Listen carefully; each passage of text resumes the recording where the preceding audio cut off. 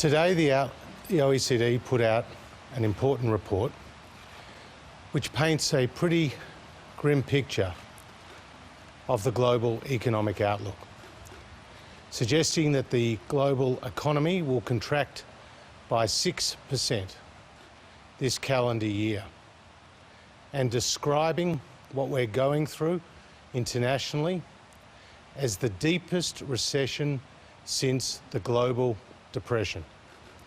The OECD also talked about the risk of a second wave of cases.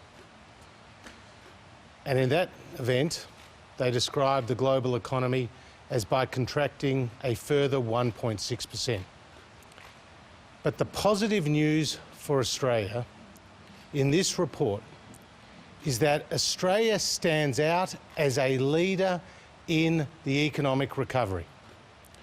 The OECD suggests that Australia's economy will contract by 5% this year and grow by 4% next year.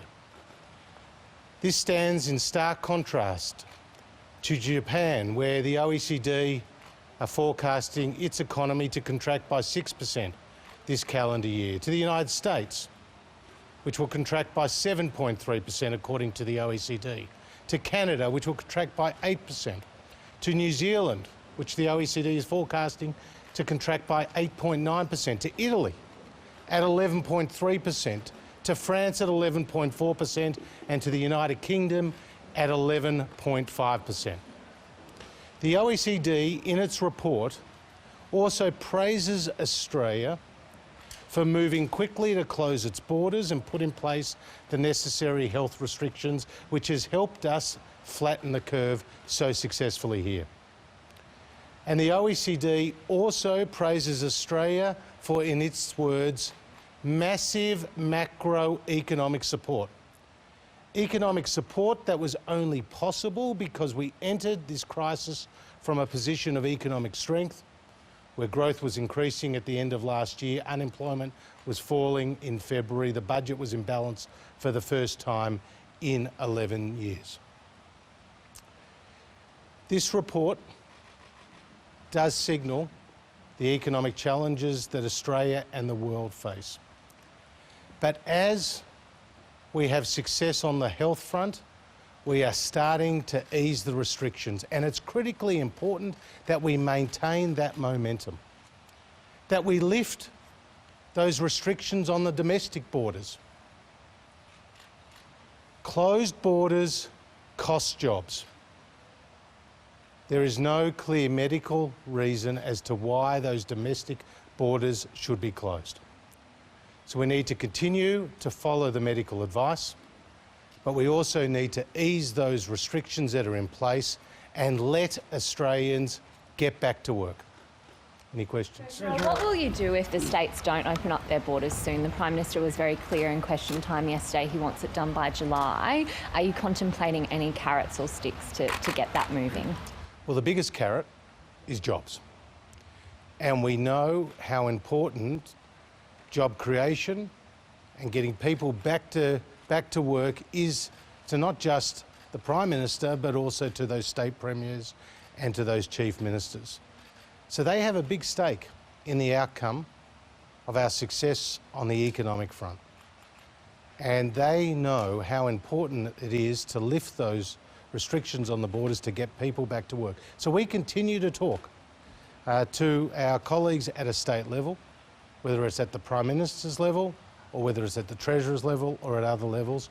We continue to make the case for strengthening our economy by easing those restrictions. Treasurer, could you put a figure on it? How much is it costing each week for having those borders shut? Well, we do know that the restrictions more generally, if they're eased, we'll see about 850,000 people get back to work and more than $9 billion added to the economy each month. It depends on various states and the sectors that will benefit. So take Queensland, they have a $30 billion tourism industry. It's critically important for Queensland for them to lift those border restrictions to get people in their tourism industry back to work. The agreed roadmap has the possibility of international. The agreed roadmap has international students possibly returning in semester 2. How likely is that will happen?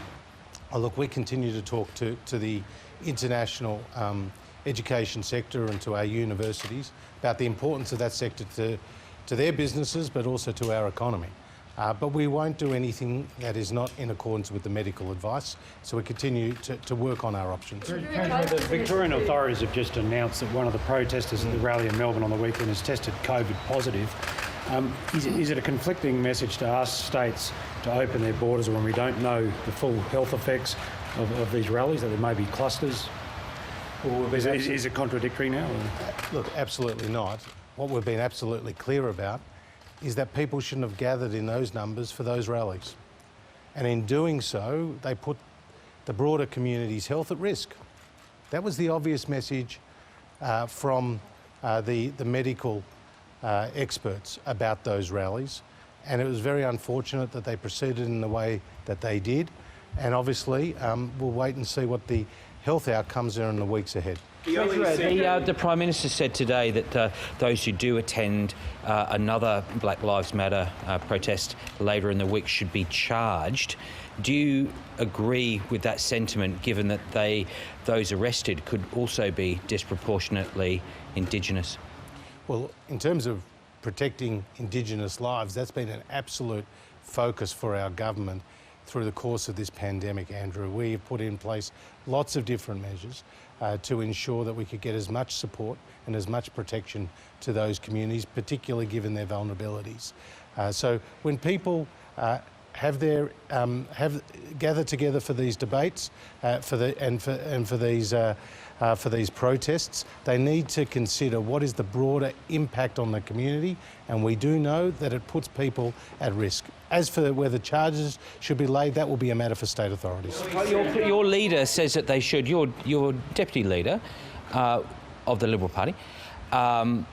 Should they be charged in your view? Andrew, I absolutely support the necessary measures being taken by our legal authorities in response to those who break the law. OECD makes reference to extending support measures like JobKeeper beyond September. It also points to investments in energy, social housing. Are you open to extending JobKeeper beyond September and making those investments? Well, we're being very consistent that we're undertaking a review over the course of this month by Treasury, and that we'll announce the outcomes of that review on the 23rd of July, when myself and the Finance Minister provide a economic and fiscal update to the Parliament. But what we do know is that JobKeeper is supporting more than 3 million workers across the country. It's helping to maintain that formal connection between employer and employee. And it's complementary to our other support measures, whether it's the $30 billion cash flow boost, whether it's the support for doubling the safety net with the JobSeeker program, or the extension of the instant asset write-off, which we announced just a few days ago and has been taken up by lots of businesses. So I don't want to preempt the outcome of that review and decisions that the government will take in respect of that review. But what I do know is that JobKeeper right now is supporting so many Australians. Treasurer, the Prime Minister has guaranteed that whole sectors won't have JobKeeper taken off them.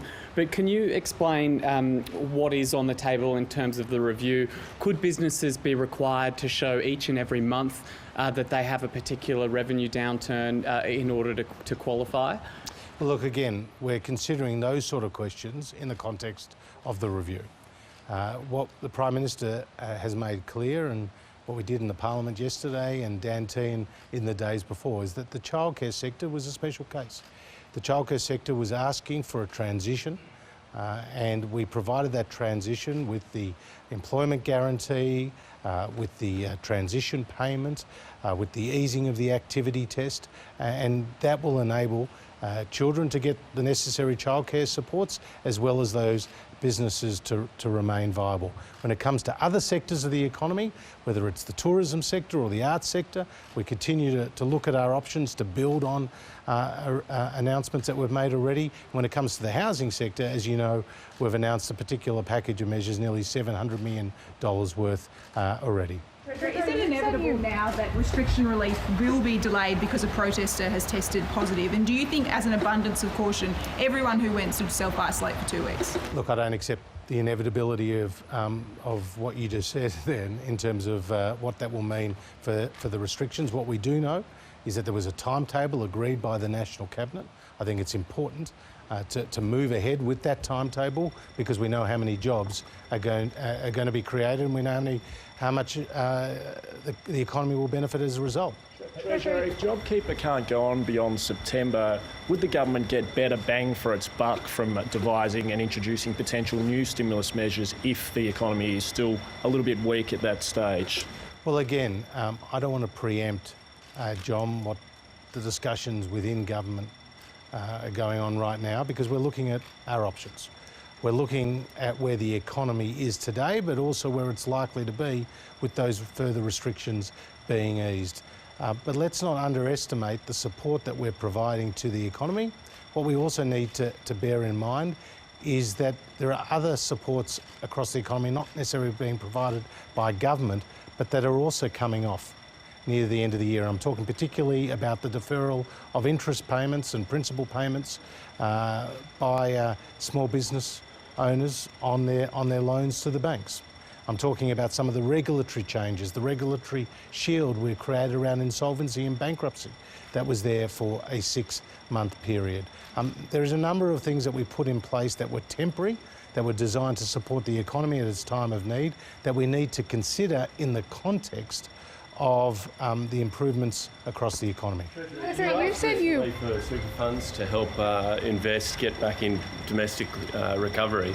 Greg Combay sent you a letter over a month ago offering to assemble executives of the top super funds to coordinate with government about this sort of investment. How have you responded to him on that offer? Well, since that time, I've spoken to Greg Combay. As you know, he's a member of the COVID Commission. This is one of the topics that I and the Prime Minister have discussed with him in the context of one of those meetings. Can I just come back to international students, because I'm not clear about your answer. We're almost at semester 2 now. Is it possible that you might allow international students in for semester 2, or are you suggesting that it's just not going to be something you can do at the time? I think I'm very clear that we will follow the medical advice.